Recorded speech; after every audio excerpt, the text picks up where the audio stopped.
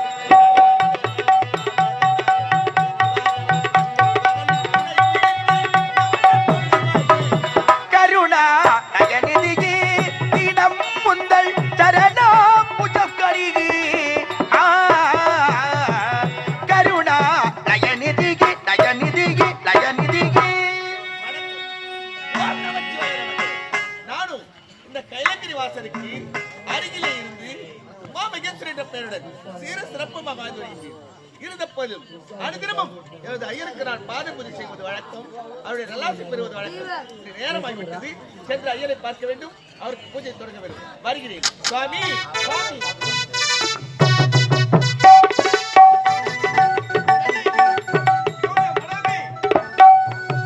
பார்வதி இதுவரை எங்கே சென்று விட்டால் தோன்றும் தெரியவில்லையே.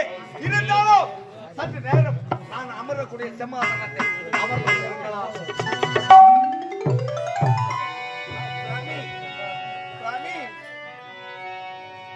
ஆடுகின்றான் தில்லையிலே அதை பாட வந்தேன் அவன்.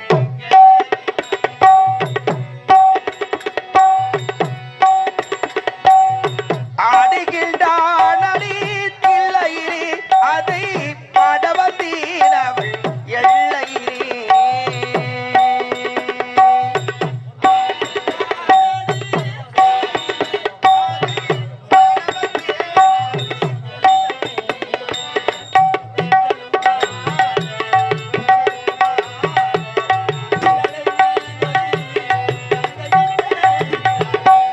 ஆடுகின்றாடடி தில்லையிலே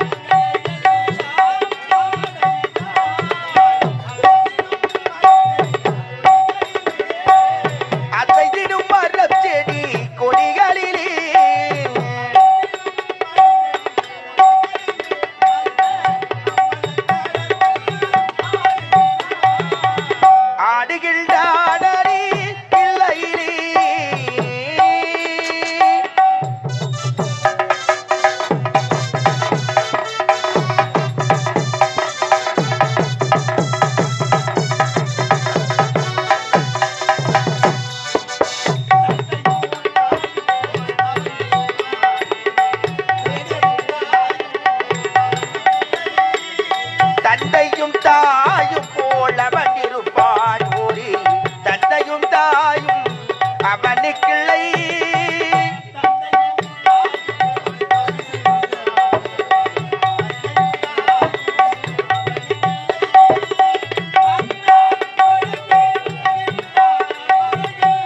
அந்நாள் தொடங்கி இந்நாள் வரையில்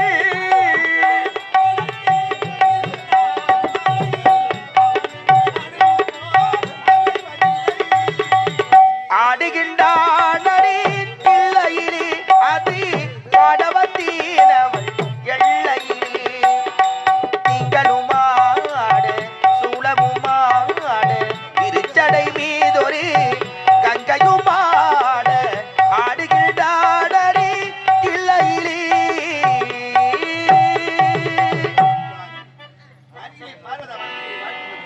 பார்வதா வாழ்க வாழ்க வாழ்க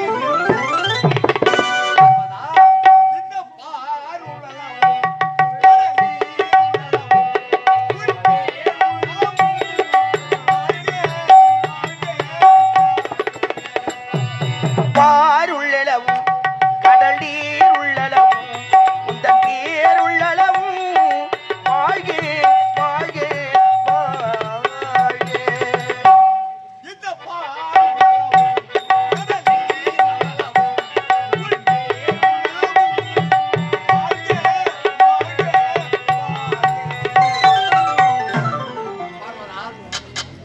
இல்லாது என்னுடைய மனதாரே உன்னை வாழ்க வாழ்க என்று பலத்தர வார்த்தைகளில் சீரம் எப்போதுமே உங்களை நல்லாசி பெறுவது வழக்கம். அதே போல் பாதத்தை வந்து வணங்குகிறேன். அவ்வளவுதான். சரி சுவாமி, நீங்களும் உலகத்திலே அனைத்து தேவராசிகளுக்கும் பணியாற்றி விட்டீர்களா? உண்மைதான். சுவாமி, நீ எருமை 80,000 ஜீவராசிகளை படிதால் விட்டேன், பிறப்புட்டு ஓடி வந்தேன் உன்னை பார்க்க வருவது என்ன சந்தேகம்? நீண்ட நாட்கள என் மனதில் ஒரு சந்தேகம் ஒன்று இருக்கிறது. உன்னிடம் தெரிவிக்க வேண்டும் என்று எதிர்பார்த்துக் கொண்டிருந்தேன். என்ன?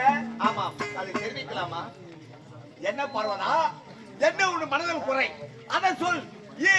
எறும்பு மரக்குள்ள தேனைக்கும் பாமர மக்களுக்கும் படியக்கூடிய சிவன் அனைத்து ஜீவன்கள் படியத்தை பற்றி உன் மனதில் குறைய சுவாமி, நானும் என் அடைக்கலத்திலே ஒரு தங்கப்பேழையிலே ஒரு ஜீவனை அடித்து வைத்திருக்கிறேன். அந்த ஜீவனுக்கு நீங்கள் பணியாந்து விட்டீர்கள் என்று நான் கண்டறிய போகிறேன். பார்வதா, நீ சொல்லும் வார்த்தை வித்தியில மிதிபல இருக்கிறது. நான் படியக்கூடிய ஜீவனின் அத்தனைய படையத்தை பற்றியேன். ஆனால் ஒரு பேதைக்குள் ஒரு ஜீவன் அடைந்து இருக்கின்றாய். அந்த ஜீவனுக்கு படி அழுத்து கேட்கின்றாயே, அந்த ஜீவனுக்கும் நான் படி அளந்திருக்கின்றேன். அப்படியா? பார்க்கலாமா? ஆகட்டும்.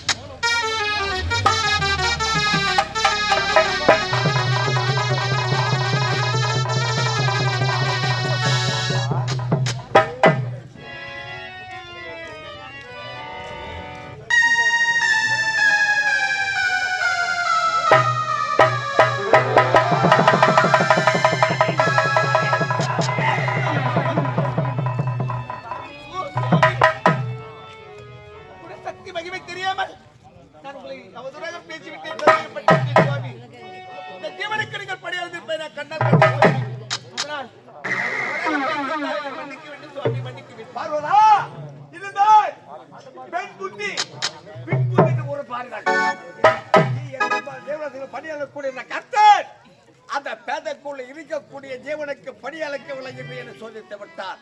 இப்போது பார்த்தாயா பேதையை துறந்து பார்த்தார். அந்த பேதைக்குள்ள இருக்கக்கூடிய ஜீவனுக்கும் அந்த நாவிலே அரிசியாக இருக்கிறது. இப்போ தெரிகிறதா இந்த உலகத்தில் யார் சிறந்தவர்? இந்த சிவன் சிறந்தவர். உலகத்திலேயே உயர்ந்த சிவமா? இந்த உலகத்திலே சக்தி இல்லாமல் எதுவுமே நடைபெறாது. உலகத்திலே உயர்ந்தவள் சக்தி என்று நான் சொல்கிறேன்.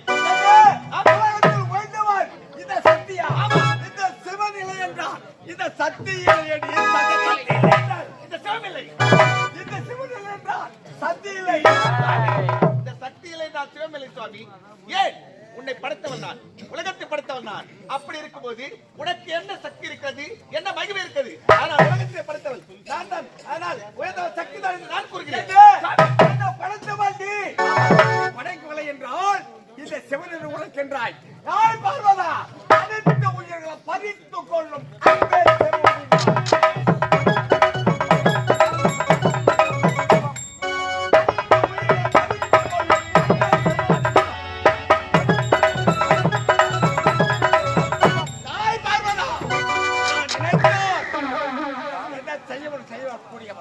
உலகத்தில் சிறந்தவன் சிவன்.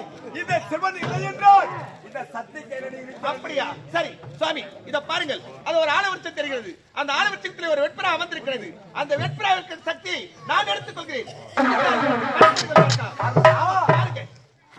உனக்கும் எனக்கு வாக்குவாதம் பாவம். அந்த ஜீவன் நான் கரு படித்த ஜீவன் அந்த பட்டி உயிர் எடுக்க போகிறாய். வேண்டாம், உயிர் கொஞ்சம் கொடுத்து விடு. இதப்பா உன்னால் முடிந்தால் சக்தி கொடுங்கள். ஓம் சக்தி.